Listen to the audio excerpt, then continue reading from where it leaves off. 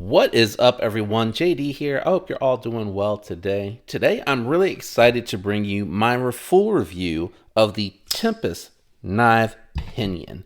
What we'll be doing today is going through specs, size comparisons, thoughts and impressions, and alternative recommendations if I have them. Before we jump into the specs, this is designed by Casey over on Knives Fast.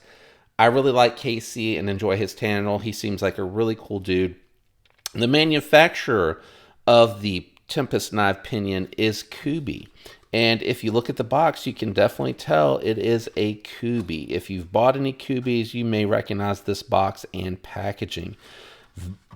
Definitely 100% have seen these on a few Kubi knives that I have picked up in the past. Let's go ahead and jump into the specs, and then we will do size comparisons and thoughts and impressions.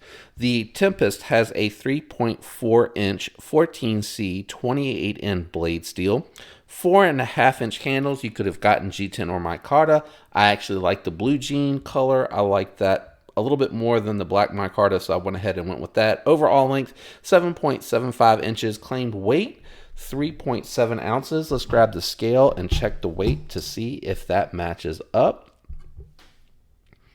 So coming in at about 3.8, not off too much. Maybe the micarta is 3.7. It could be just a slight variance. What I'd like to do next is go ahead and bring out my size comparison knives to give you an idea of the size of this knife, because sometimes specifications just don't really do justice. First up, we're going to bring out the Demco AD 20.5. You can see this is pretty close in size, except the Pinion has a slightly longer blade stock. Next up, we'll go ahead and bring out the Spyderco Shaman, and you'll see that the Shaman is just overall a bigger, larger knife. So this is definitely in between these two as far as size is concerned. Let me go ahead and move these two out of the way, and we will go ahead and bring out the next two comparison knives. First up, we'll bring out the Benchmade Bug Out, which I think is going to be a really interesting size reference here, especially because it's a very popular EDC, very customizable. So you can see that the Pinion is actually bigger than the Bug Out. And we'll go ahead and bring out the SIG K320. This one here is manufactured by Hogue. As you can see, this is actually really close in size to the Pinion. When you put them tip to tip, tail to tail, the Pinion is just a hair shorter than the SIG K320, just slightly. Now, the SIG K320 has more girth overall, but the Tempest is definitely right there. Let's go ahead and move these two out of the way, and we will bring out the budget knives. First up, we're going to go ahead and bring out another Kubi. This is the KU321, also known as the Kubi Royal, and we'll go ahead and bring out the Buck 110. So you'll see here the Buck is longer, more slender out at the blade, but not too much difference in the handle. You almost have the same girth, and you definitely have the same girth going on as you do with the Kubi, but the Kubi has a slightly shorter blade and a slightly shorter handle.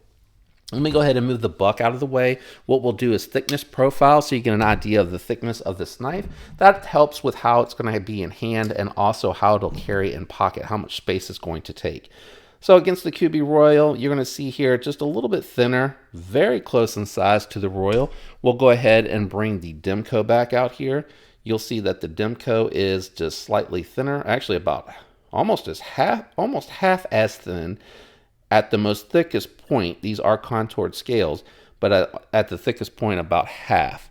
And then we'll go ahead and bring the Bug out, which is another thin knife with the contoured scales. About the same as what you saw in the Demco. Definitely some difference there. Let me get into my thoughts and impressions, and I'm going to throw a little bit of a disclaimer out here at first. So again, I really do like Casey. I think he's really nice, Knives Fast. I enjoy his channel, and I wanted to pick this knife up because I really do like him, and I want to support what he's doing. Having said that, and I think he would want me to do a non-partial review. He would want me to keep bias aside in this review. So having said that, I'm going to go ahead and jump into it. We're just going to go head to tail. So I'm going to start with the ergos. This feels comfortable in hand. I do feel a little bit on the scale in hand, when I move around to get into position, I can feel the edges a little bit on this one. So I kind of wish that it was milled down a little bit to just be a little bit more comfortable. Is it hot? No. Is it going to bother me? No. But I think if I was holding onto this and I was doing repeated cutting, long cutting for long periods, I think after a while I would definitely get tired of it because I can feel it start to cut into the hand. I know Casey is a fan of the wire pocket clip. I, however, am not. I don't like the way that it looks. To me, it brings the aesthetics down. I think it looks cheap. They're typically steel. It's not like a premium material on here. I just really don't like it. Now, having said that, I know that Casey and I know Kevin go out of their way to make sure that the Lynch Northwest pocket clip will go on here without issue, that it'll fit, which is nice because that is a fold over titanium pocket clip and it would help you bring the look up. Hardware on here, I believe, is T8 all the way around, if I remember what he had said. I did forget to check that myself. I do apologize, but they do look like they match, and I'm assuming you wouldn't have a 6 in the pivot, so I'm assuming it is T8 all the way around on this knife. Access to the lock bar is good. Very generous access to the lock bar. Easy to get to. It is not uncomfortable. There's no jimping here. I always like just a little bit of milling or jimping on there because I feel like it gives you a little bit of extra grip if the finger is wet, if you're sweating, or if you've been in the rain. And if this is your work knife and you don't have gloves, you might slip off there a little bit. But it does feel sharp enough to where it catches without any issue whatsoever. So I do appreciate that. Now, access to the thumb hole is really good. I am not having to cram my finger in there at all to get to it. I can get to it quite easily. They did a good job. Either he designed or Kubi recommended, whichever way, a good job of making sure that you have the proper amount of sharpness to catch the meat on the finger, to reverse flick and thumb flick this without being overly aggressive or hurting to operate. It's very comfortable to repeatedly operate. So I do like that a lot. You can get into the thumb hole to reverse flick, and it has a little bit of milling down low. So if you like to come out from the side, you're going to be able to do both very, very well. Ceramic bearings in the pivot. I have not done my disassembly of this video yet, but I think it is the phosphor bronze cage with ceramic bearings inside from what I remember on seeing it on Casey's channel when he had taken it apart to show you what the internals look like. Talking about the internals, you have minimal milling on the frame lock side or the liner lock side, which is pretty standard. And then you do have a standard mill out here to help keep the weight down. G10 backspacer, no lanyard hole or lanyard barrel, which actually is fine by me. I think it looks more clean this way. And then the stone wash on here, really good job by Kubi. I think it came out looking really, really nice. You have what I would refer to as a reverse tanto. This is a reverse tanto on the Malibu. I would refer to this as a reverse tanto. It's a little bit of a different shape, but to me, a reverse tanto, when you flip it over, looks like it would actually be a tanto if this was the blade's edge. So it looks like a tanto to me. I would call it a reverse tanto. That can be right or wrong. It's subjective. I understand that. Now, what I do want to say here is I am going to get into my dislikes, okay? Last like, actually, I really like the pivot. I think the pivot looks good. I like the stone wash and the fact that it matches the blade. Both sides, really nice touch, minimal branding. I like that as well. Did I miss anything? Let me think. Don't think that I missed anything. Having said that, why? This doesn't bother me as much, but this generic screw it doesn't match. It's out of place. Now, before you jump on me, I do have one thing that I want to reference to before anyone jumps on me saying I'm nitpicking. This is a sub $50 knife, and the pivot screw matches the button lock, matches the hardware. I know it's a different setup, but again, Even when you have the chrome finish, it is black washed behind, and all the hardware matches and looks like it goes onto the same knife. I do even want to point out the differences here between these two screws. You see how this has a flat top and washes down? To me, that looks better than the button style. The button style bolt on there just doesn't look good to me. It is a nitpick. It is absolutely a nitpick, but I would feel from a designer perspective, you would want this to be stone washed, and you wouldn't want the button. You would want like that flat head lay down screw. Looks like it's more low profile, and it looks like it would do better on the knife. And here's where I'm going to dig into all, not just KCs, but all wire pocket clips. When you're not using the wire pocket clip and you want to make it reversible, it looks worse to me than to have these two empty holes, which are very minimal. And even on the pocket clip side, and again, this is not Casey's design, this is just wire clips in general. I think when you have that fold over, you don't have anything hanging off of the pocket clip itself. And again, you know, the fact that you can see down to the bolt, I just think aesthetically not as pleasing. And again, that comes down to being subjective, and that is preference, right? That is preference. The other thing here too is the knife doesn't quite seem balanced. You got a little bit of that pair of 3 AD 20.5 shark foot going on here, where you have less blade, more handle. I think you could have definitely shortened the handle or extended the blade out. My other complaint here is I think they could have maybe made it a little bit thicker and had a little bit more blade length. I think, or I guess height, not length, but more height to it. It seems kind of stubby to me. And, you know, I think going from paper to production, depending on if you 3D printed or what it is that you did with it, it just seems like it's a little off to me. So I'm going to bring the Malibu back out here. So the Malibu is a shorter knife, right? And it looks like there's more height, but that's because there's less handle. You see what I'm saying? Like, I think it throws the balance off a little bit for me, just a little bit.